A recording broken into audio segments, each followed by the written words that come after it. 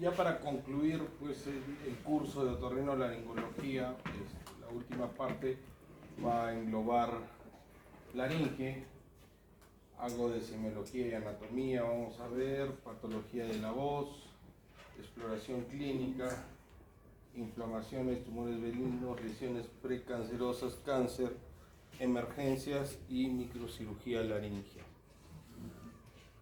Bueno, esto muy breve, pues la laringe es un órgano impar tubular que conecta la faringe con la tráquea, se ubica entre la tercera y la sexta cervical. El límite superior es este de acá, que ven que es el cartílago epiglotis, y el límite inferior es el borde inferior del cartílago cricoides, ¿no? Más o menos entre la tercera y la sexta vértebra. Su función principal pues, es la fonación, y también tiene protección de la vía aérea durante la deglución, ¿no? Esta es una división de la laringe funcional, ¿no?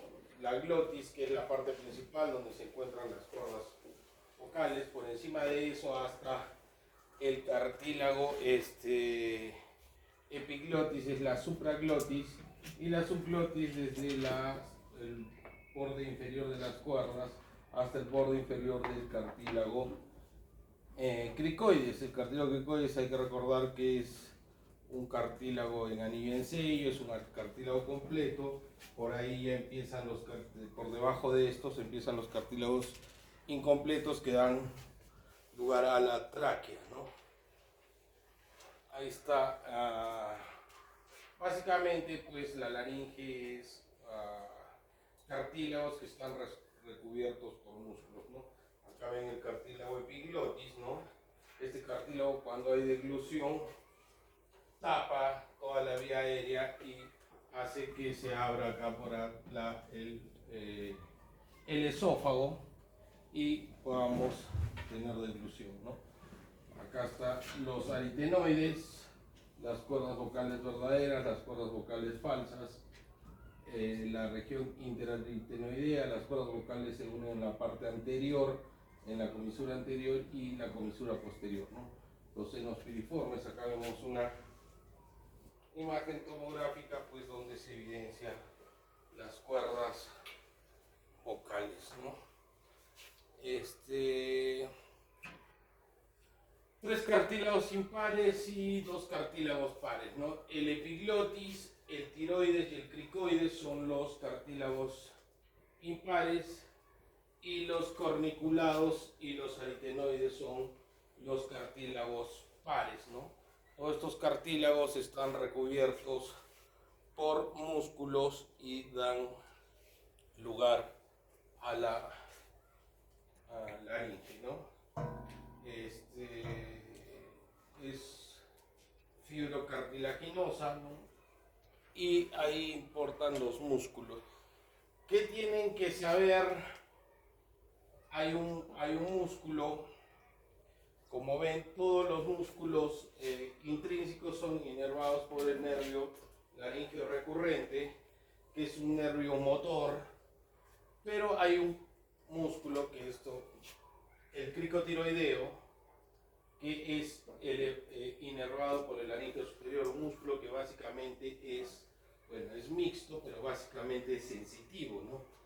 ¿Y cuál es la acción? Es tensar las cuerdas vocales, ¿no? Entonces, seguro va a venir alguna pregunta que hable al respecto de este músculo, ¿no? ¿Qué pasa cuando este nervio, el laríngeo superior, se lesiona por alguna causa quirúrgica, infecciosa? La persona no puede tensar las cuerdas vocales. Entonces son personas que te dicen: yo hablo normal, doctor, pero cuando quiero elevar la voz o quiero cantar, no puedo, me quedo sin voz, ¿no? Entonces seguro la pregunta vendrá así, ¿no? Paciente posoperado de cirugía cervical, que posterior a la cirugía refiere que no puede elevar la voz, ¿no? Entonces, que el músculo que probablemente se ha dañado, sea tal, y está inervado por tal. Los extrínsecos se encargan básicamente de la deglución, ¿no? Los intrínsecos se encargan de la fonación y los extrínsecos se encargan de la deglución. Son suprayoideos e infrayoideos, ¿no? El yoides es el hueso que está en la región cervical, y tenemos el digástrico, miloyoideo, estiloyoideo y constrictor, que son inervados básicamente por el facial, y los que hacen descender el yoides, inervados básicamente por el hipogloso, ¿no? En cuanto a vascularización, la arteria laringea superior y la arteria cricotiroidea y la laringe inferior, que son ramas de las arterias tiroideas, y la vena laringea superior y laringe inferior, que son ramas de las venas tiroideas. Su inervación ya lo habíamos visto, dos nervios, el laringio superior y el recurrente laringio, ¿no? Si pueden ver acá, el nervio recurrente laringio de su nombre a que baja y luego recurre, vuelve a subir, ¿no? Acá en la figura ven cuál es el que más se afecta normalmente, es el laringio izquierdo, el recurrente laringio izquierdo. ¿Por qué? Porque es un nervio más largo. ¿Por qué? Porque tiene que descender más, porque al lado izquierdo está el callado de la aorta, ¿no? Entonces esos también seguro van a ver, ¿no? Histológicamente pues tienen un epitelio superficial, ¿no? Tienen una capa intermedia y una capa profunda, y luego está el ligamento vocal, ¿no? El músculo vocal es un músculo. Como ya hemos visto, la principal función es la fonación, pues la segunda es la respiración y la tercera es proteger la vía respiratoria durante la deglución, ¿no? Para evitar a todos. Entonces, ya luego de hacer una breve revisión, pues la patología de la voz va a tener estos síntomas principalmente, ¿no? Disfonía, disnea, puede haber disfagia, puede haber tos, puede haber sequedad, ¿no? Que es importante, pues, en la anamnesis, por ejemplo, el antecedente, ¿no? El ser profesor, cantante, vendedor, profesiones que se usa mucho más la voz.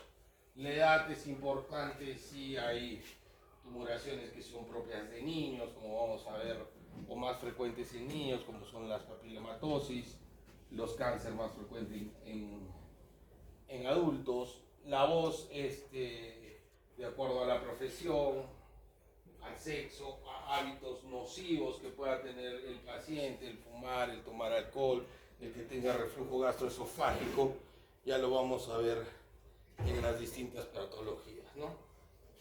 ¿Cómo se inspecciona la laringe?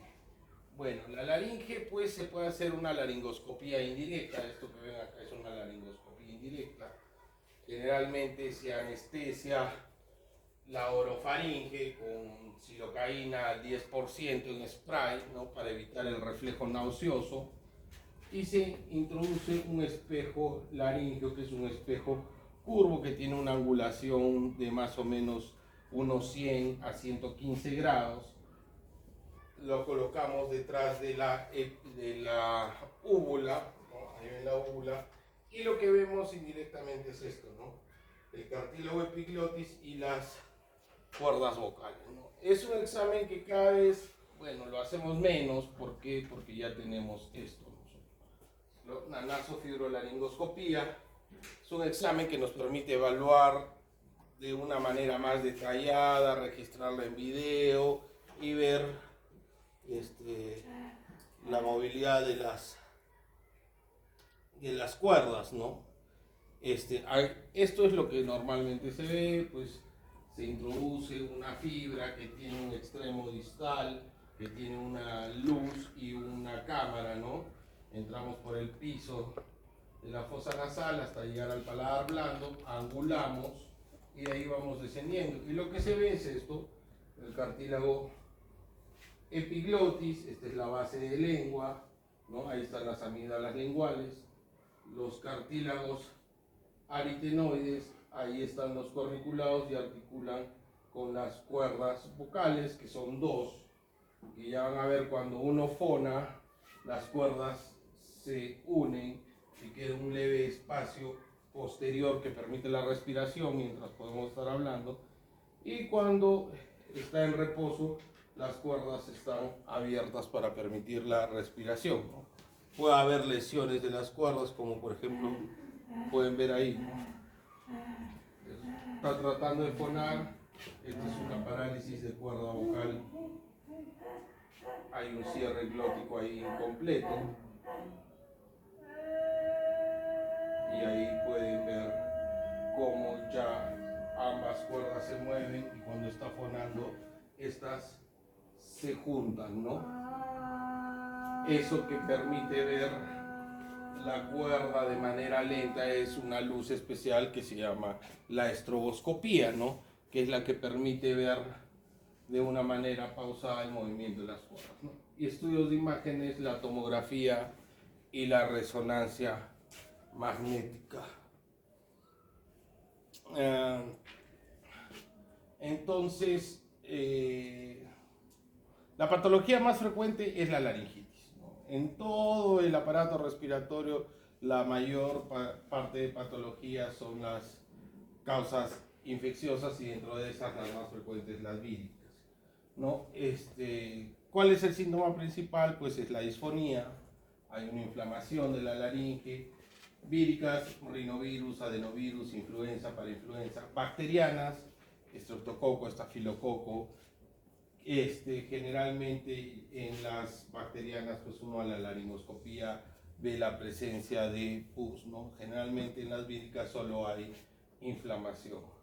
Específicas, cada vez más raro, pero sí hay tuberculosis todavía, ¿no? Tuberculosis, se ve múltiples granulomas en empedrado en toda la mucosa, fúngicas, cándida, esa placa blanquecina que normalmente cuando uno la toca, pues esta se desprende cuando es fúngica. Cuando es una lesión premaligna, que es la leucoplasia, pues uno la trata de tocar y esta no desprende, ¿no? Puede haber alérgicas, sí, hay inflamaciones alérgicas por alimentos, por picaduras, algunos a ciertos pólenes, ¿no? Que incluso puede dar una dificultad severa, ¿no? Ciertos medicamentos como la warfarina, que es un medicamento que se usa para anticoagular al paciente. Hay veces cuando hay mucho esfuerzo o traumatismos cervicales puede haber inflamación, incluso puede haber hematomas, ¿no? Térmica, humos, ácidos, ¿no? Las quemaduras por humo son quemaduras severas, por eso ven que en los incendios pues siempre tratan de proteger la vía aérea para evitar estas quemaduras que al final pueden terminar con la muerte del paciente, ¿no? Son pacientes que hacen demasiado edema por el humo, no pueden respirar, hay que hacerles una tracostomía de urgencia. El reflujo gastroesofágico inflama también crónicamente la laringe, ¿no? Mecánicas, esfuerzo vocal, ya habíamos visto personas que trabajan usando la voz, profesores, vendedores, latigazo cervical, hiperflexión con hiperextensión en choques, puede lesionar también la laringe, cuerpos extraños. Ciertas enfermedades autoinmunes también pueden producir nódulos, inflamación como la artritis reumatoidea y bueno, los cambios bruscos de temperatura. Esas son dentro de las causas que producen laringitis aguda, ¿no? Si es una laringitis aguda viral, hay que dar antiinflamatorios, analgésicos. Si es bacteriana, pues siempre amoxicilina, el medicamento de elección para todo lo que es vía aérea superior, ¿no? Si no, puede usar macrólidos o cefalosporinas. Esto va a venir también, justo hoy día en el servicio hemos tenido un paciente adulto que aparentemente él refiere que estaba comiendo semillas y siente que se atora y él se introduce la mano para tratar de retirarse de este cuerpo extraño, y lo que hemos encontrado es esta imagen, ¿no? Hemos encontrado una epiglotis totalmente inflamada, con secreción purulenta, algo que ya no se veía muy frecuentemente y tampoco no es frecuente en adultos, ¿no? Entonces, la epiglotitis, ¿qué es? Es la inflamación súbita del cartílago epiglotis, y grave porque cursa con dificultad respiratoria, ¿no? Clásicamente, Haemophilus influenza, Streptococcus pyogenes, Streptococcus pneumoniae y Staph aureus. Haemophilus influenza y Streptococcus pneumoniae han disminuido. ¿Por qué? Porque ya hay vacunas, ¿no? Es una enfermedad prácticamente de niños, de inicio súbito, fiebre alta. Como está inflamada la epiglotis, no pueden deglutir, así es que están babeando, tienen estridor, tienen una posición en trípode, con el cuello hiperextendido y los brazos apoyándose para tratar de tomar más aire. No suele existir tos, eso lo distingue de una laringotraqueobronquitis. En caso de sospecha hay que evitar manipular la cavidad oral. ¿Por qué? Porque eso puede causar una hiperactividad del epiglotis, se cierra totalmente y el paciente puede ir a un paro respiratorio, ¿no? Entonces hay que a este paciente hidratarlo porque no puede comer, hay que darle oxígeno y hay que iniciar el tratamiento con antibióticos, ¿no? Se puede dar algo de corticoides para desinflamar. Entonces va a venir seguro el caso clínico de un niño que tiene posición de trípode, babea, fiebre, malestar. El germen más frecuente, supongo, será uno de estos que colocaremos, y eso es una epiglotitis, y el tratamiento es antibióticos, ¿no? La laringotraqueobronquitis, que también es una obstrucción de la vía superior, tiene una tos característica, que es una tos perruna. ¿Cuál es la diferencia? Esta es causada por virus, generalmente para influenza. Inicio progresivo, tos perruna metálica, afonía, estridor, puede acompañarse de fiebre. El tratamiento es clínico, puedes dar antiinflamatorios y dar oxígeno de soporte, ¿no? Entonces eso vendrá. La laringitis crónica es cuando ya existe un factor que obviamente está más de 15 días afectando ya la vía, la glotis, ¿no? Generalmente hay que buscar ahí hábito tabáquico, alcohol, las profesiones que usan mucho la voz y reflujo gastroesofágico con antecedentes. Son pacientes que a veces van a la consulta, pues dicen, sí, bueno, me siento un poco disfónico, tengo algo de malestar general, uno le hace una laringoscopía, pues se encuentra algo de inflamación, le da corticoides, le da antiinflamatorios, y el paciente pasa los 15 días y no mejora, ¿no? Regresa y dice, no, pues sigo igual, ¿no? Y de repente uno empieza a ver, pero a ti te arde el estómago, sí, sientes que te quema, sí, tienen reflujo, ¿no? Entonces a veces uno le da antiinflamatorios y va peor porque es un reflujo, ¿no? Siempre hay que buscar eso, ¿no? O pacientes que dicen, sí, mejoré un poco, pero de ahí volví a empeorar, y son personas que usan mucho la voz, ¿no? Esos pacientes tienen que ir a terapia de voz, ¿no? Son profesores, locutores, y bueno, estos hábitos que también, si es que están presentes siempre, pueden causar esa inflamación, ¿no?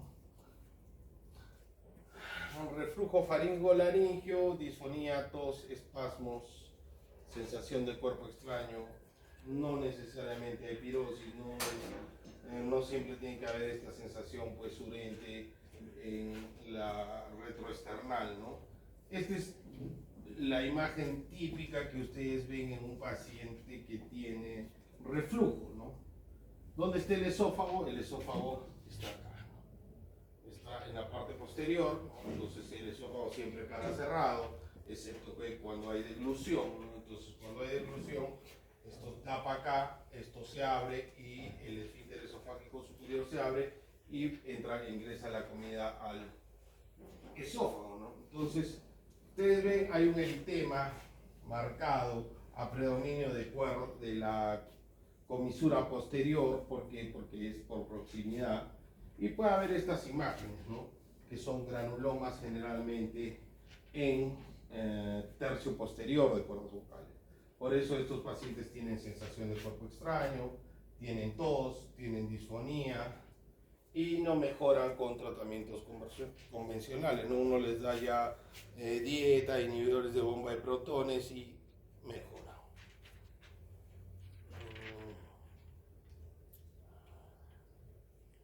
Bueno, una de las cosas que más asientan en las cuerdas vocales son las tumoraciones, ¿no? En la epitelial están los papilomas, la leucoplasia, la displasia y los carcinomas, y en la lámina propia están los nódulos, pólipos, quistes, masas fibrosas y misceláneas, el edema de Renke, el granuloma, lesiones vasculares, lesiones reumatológicas que pueden haber, ¿no? Entonces, en la laringe puede haber todo tipo de tumores, ¿no? Porque hay epitelio, si hay epitelio, entonces puede haber papilomas o puede haber carcinomas. Hay cartílagos, sí, por lo tanto puede haber condromas o condrosarcomas. Hay nervios, sí, puede haber neurofibromas.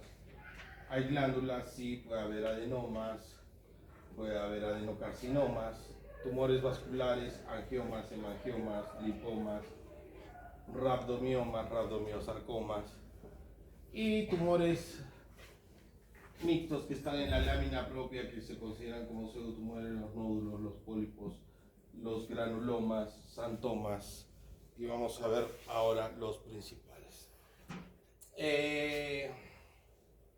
La papilomatosis laríngea recurrente constituye hasta un 95% de las tumoraciones benignas. Es una proliferación que crece en los sitios de transición epitelial. Raramente malignizan, lo que sí es muy frecuente es que recidiven, ¿no?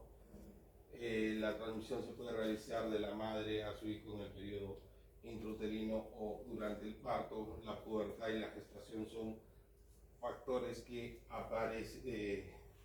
predisponen a que aparezcan episodios agudos, ¿no? Entonces, generalmente son pacientes pues de jóvenes, adolescentes, que empiezan a tener disfonía, que no mejora, uno les hace una laringoscopía, pues, y evidencia estas lesiones de tipo verrucoso, ¿no? Que pueden comprometer ambas cuerdas, y obviamente el tratamiento para esto es quirúrgico, ¿no? Entonces, ¿cuál es el tratamiento? Pues algunos lo hacen con pinzas acabocados, otros usan láser, y es dejar una permeabilidad de la vía aérea tratando de mantener la estructura de las cuerdas, ¿no? El problema es que estos pacientes, mientras más pequeños y mientras tengan serotipos más agresivos, pues reciban más. Hay personas que nosotros tenemos en el servicio pues que se han operado más de 30 veces de papilomatosis laríngea, ¿no? Un tiempo se usaba el interferón para evitar las recidivas, pero empezó a causar mucho daño hepático, así es que se dejó de usar. Ahora se usa ácido fovir para evitar las recidivas, pero aún así la recidiva es bastante frecuente, ¿no? Es una patología que esperamos vaya disminuyendo ¿Por qué? Porque ya existe vacuna para VPH, ¿no? Si bien actualmente son más de 100 serotipos de VPH, pues para los 8 más frecuentes ya hay vacuna. Esperemos que con eso disminuya la incidencia de esta enfermedad. Otra de las patologías que es frecuente son los nódulos. Los nódulos es una patología casi exclusiva del fonotrauma porque hay abuso o mal uso de la voz, ¿no? Es una naturaleza inflamatoria, la lámina propia superficial, ustedes pueden ver, se dematiza y da estos nódulos que se asientan generalmente en la unión del tercio anterior con el tercio medio de la cuerda vocal. Hay historia clínica de que son pacientes que usan o mal usan la voz. El diagnóstico se hace con nasofibrolaringoscopía y el tratamiento generalmente es hacer terapia de voz, ¿no? A estos pacientes hay que hacerles que hagan un reposo vocal, pues no pueden seguir abusando de la voz y se hace terapia con foniatría. Si después de eso no hay mejoría, se hace cirugía. El pólipo laringio es el pseudotumor de laringe más frecuente, generalmente puede estar relacionado también a mal uso o abuso de voz o pacientes que tienen enfermedad por reflujo gastroesofágico, ¿no? ¿Cuál es la diferencia? Son unilaterales, ¿no? Los otros son bilaterales, son más grandes, generalmente también asientan en el tercio anterior, en la unión del tercio anterior con el medio, y el tratamiento de los pólipos es quirúrgico, ¿no? Hay disfonía, el tamaño y el color es más rojizo, los otros son más blanquitos, ¿no? Los nódulos están en el borde libre, hace que haya un cierre glótico incompleto y el tratamiento es quirúrgico, ¿no? Hay que hacer cirugía.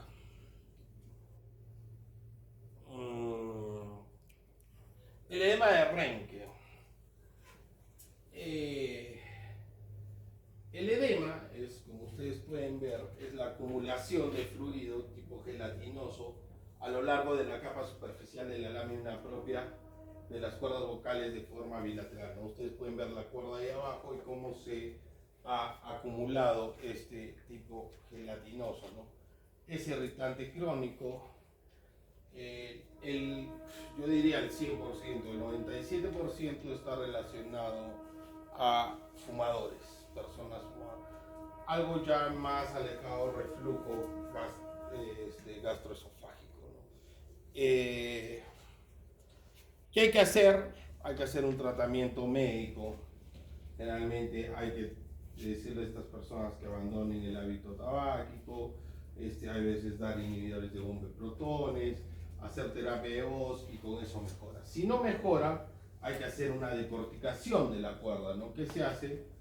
Se corta toda la lámina, toda el recubrimiento de la cuerda, el tejido epidérmico, ¿no? Y con un aspirador se aspira todo ese tejido hasta que quede de esta forma, ¿no? Generalmente son recidivantes porque son generalmente fumadores pesados los que tienen esta patología y vuelven a fumar, ¿no?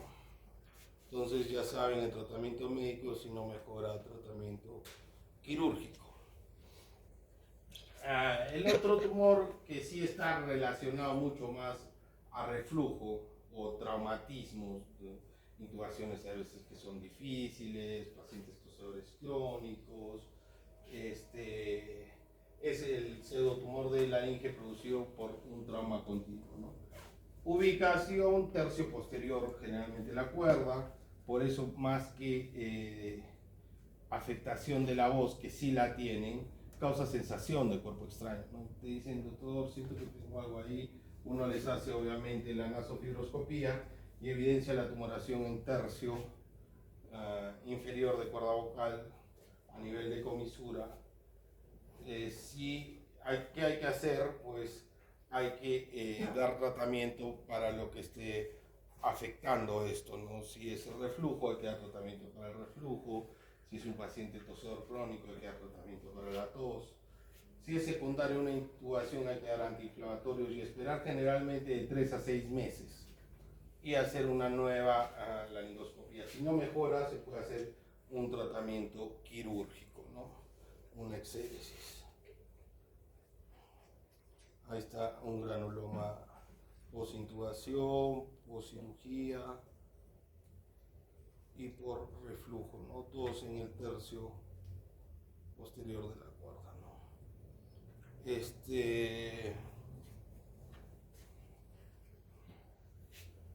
Pues, ¿qué hay que hacer? Siempre tratamiento médico para el reflujo, fonoterapia, adecuada hidratación. Si no hay mejoría, puedes hacer una microcirugía laringea, que es cómo se tratan todos estas tumoraciones, ¿no?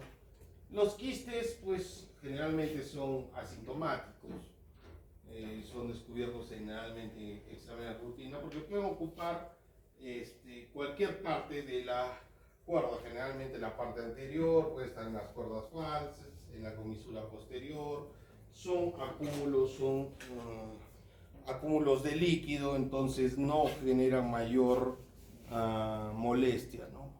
Se pueden drenar estos una vez que se encuentren. Ahí está el drenaje. Entonces, esos son todos los tipos de tumores benignos. Ya saben más o menos qué antecedentes hay, dónde se ubican, qué síntomas dan, cómo se tratan. Y luego vamos a pasar a las lesiones premalignas, que son dos básicamente, ¿no? ¿Qué es una lesión premaligna? Es una lesión que hay una alteración de la estructura normal del epitelio, ¿no? Esta es una estructura normal, hay una hiperplasia, empieza a crecer, una displasia que empieza ya a haber degeneración, y cuando ya estos son anaplásicos, todo dan cáncer, ¿no? Entonces, estas displasias pueden ser de dos tipos, ¿no? Pueden ser la eritroplasia, que ven esto acá, que es esta coloración rojiza, con un poco de aumento de volumen, en el borde anterior generalmente libre de la cuerda. Y hay que hacer tratamientos quirúrgicos, ¿no? La leucoplasia, ahí está esa lesión blanquecina, como dijimos, ¿no? Generalmente hay antecedentes de irritación crónica, hábitos tabáquicos, reflujo. El riesgo de malignidad es del 10%, generalmente esto se biopsia, y si es una displasia tenemos que controlar todos los años y obviamente quitarle todos los factores que puedan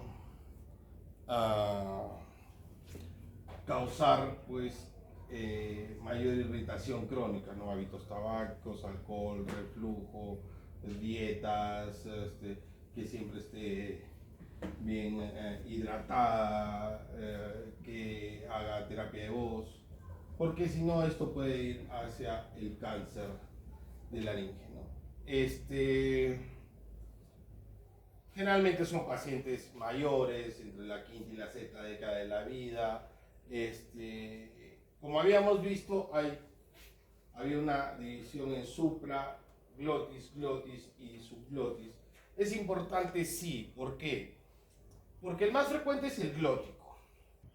Y el glótico, la ventaja, digamos, dentro de este mal es que da síntomas tempranos. ¿Por qué? Porque han visto que lesiones pequeñas en la glotis causan disfonía, ¿no? Y cuando uno está con disfonía va al médico, ¿no? Porque no puede hablar bien, entonces se hace ver. Entonces el síntoma principal en pacientes que tienen cáncer de glotis es la disfonía. ¿Cuál es la otra ventaja?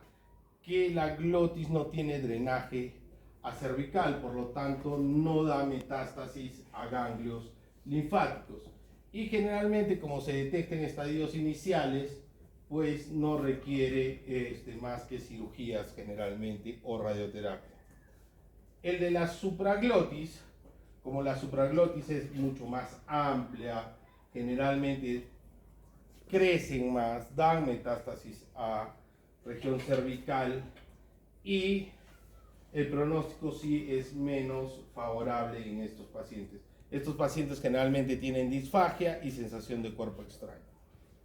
Y si está en subglotis, la subglotis es una región muy pequeña que el crecimiento pues causa disnea, estridor, los pacientes pueden tener afectación a ganglios y el pronóstico también es más de cuidado. Entonces ahí ven los síntomas de acuerdo a la ubicación: glotis, disfonía, diagnóstico precoz; supraglotis, odinofagia, sensación de cuerpo extraño y disfagia; subglotis, disnea, estridor, síntomas más tardíos. El diagnóstico siempre es con nasofibrolaringoscopía, estroboscopía, palpación cervical para luego realizar una microcirugía laringea y una biopsia. ¿Qué tienen que saber de cáncer de laringe siempre, ¿no?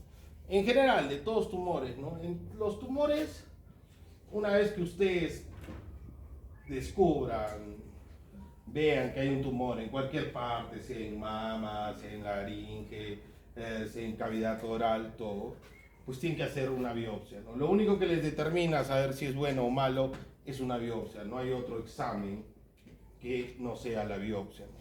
Muy pocos tumores no se biopsian, generalmente los muy vascularizados, porque puede haber hemorragias, ¿no? Que son los hemangiosarcomas o tumores vasculares, ¿no? Pero de no, hay que hacer una biopsia. Y una vez que yo sé si es bueno o malo, tengo que estadificar. Y para estadificar hay que hacer el TNM, ¿no? El tamaño del tumor, N la metástasis a ganglios, el N a ganglios linfáticos y el M metástasis a distancia. Entonces, generalmente los tamaños van menos de 2, T1, de 2 a 4, T2. Si ya invade órganos vecinos, que puede ser cuerdas vocales falsas o algo de subglotis, supraglotis, es un T3. Y si ya invade órganos más a distancia, como el cartílago tiroides, ya es un T4. N, si tiene ganglios linfáticos al mismo lado ipsilateral, generalmente son N1. Si tienen a ambos lados, son N2. Y si son muy grandes, son N3. Y M si hay metástasis a distancia. Generalmente los dos primeros estadios, el 1 y el 2, son T's bajos con N's bajos, ¿no? Un T1, T2 con N1, N2. El estadio 3 son T's altos, un T3, T4 con N, y el estadio 4 es con M, ¿no? Metástasis a distancia. Los primeros estadios generalmente son quirúrgicos, el 1 y el 2, el 3 es paliativo y el 4, obviamente, el pronóstico es malo, ¿no? Entonces, ahí ven la estadificación, ¿no? Ya eso es, no va a venir nada de eso, pero sí lo tienen que saber, ¿no? Entonces, ¿qué hacer pues cuando hay una tumoración? Hay que hacer esto, ¿no? No sé si alguna vez lo hayan visto, pero esto es un laringoscopio autostático, ¿no? El paciente está intubado con un tubo delgado, se introduce el laringoscopio. Ustedes han visto que cuando se han visto alguna vez intubar a un paciente en sala, pues el anestesiólogo, quien esté haciendo la intubación, introduce el laringoscopio y el reparo anatómico que él busca para poder ver la vía aérea es la epiglotis, ¿no? Una vez que él encuentra la epiglotis, calza la epiglotis, la levanta, y por debajo de la epiglotis pues están las cuerdas vocales, ¿no? Entonces es lo mismo en la laringoscopía, nosotros hacemos eso, vemos la epiglotis, todo, colocamos la base, que es una base fija, y se puede usar dos cosas, ¿no? Se puede usar microscopio, como ven ahí, están usando un microscopio, o se puede usar endoscopios, ¿no? Y se mira en una pantalla y con pinzas, tijeras se va haciendo la cirugía, ¿no? Y para finalizar,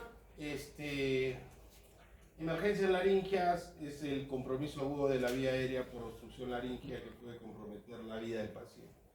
Hay que reconocer rápidamente la emergencia, siempre priorizar el manejo de la vía aérea, realizar una adecuada derivación o intervención de urgencia, ¿no?